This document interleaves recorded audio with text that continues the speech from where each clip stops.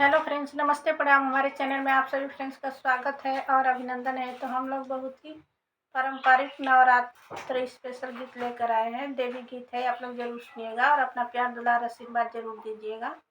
तो ये गीत आप लोगों को कैसा लगा कमेंट बॉक्स में जरूर बताइएगा। तो चलिए सुनाते हैं। जय माता दी आप सभी को।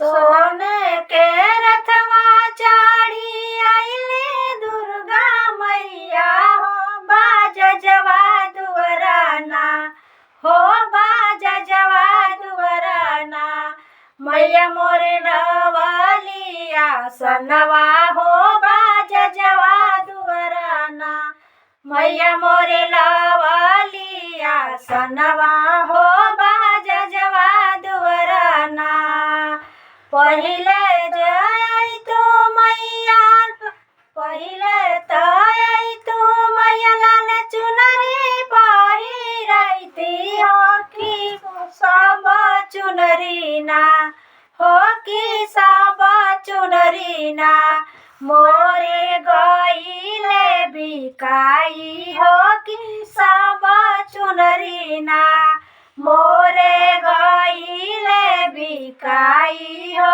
कि सब चुनरी ना सोने के रथवा चढ़ी आइली दुर्गा मैया हो मालिनिया दुवराना हो मालिनिया दुवराना मैया मोरे डलिया सनवा हो मालिनिया दुवराना मैया मोरे डलिया सनवा हो मालिनिया दुवराना पहिले तय तू मैया हारवा पहनैती हो कि सब हरवाना हो कि सब हरवाना मोरे गईले बिकाई हो कि सब मलवाना मोरे गईले बिकाई हो कि अड़उल फुलवाना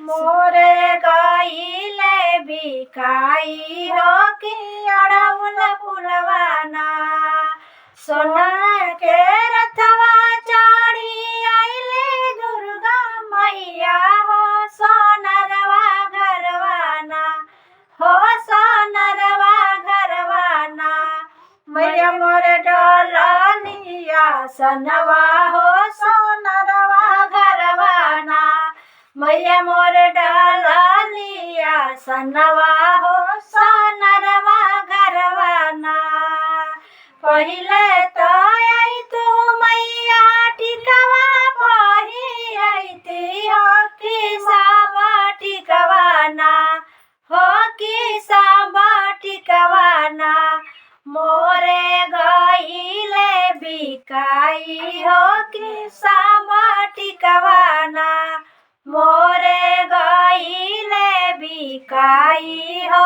कि सब टिकवाना सोनवा के राता चढ़ी आइले दुर्गा मैया हो बाजा जवा दुवराना हो बाजा जवा दुवराना मैया मोरे लवलिया सनवा हो बाजा जवा दुवराना मैया मोरे लवलिया सनवा हो बाजा जवा दुवराना। जय माता दी।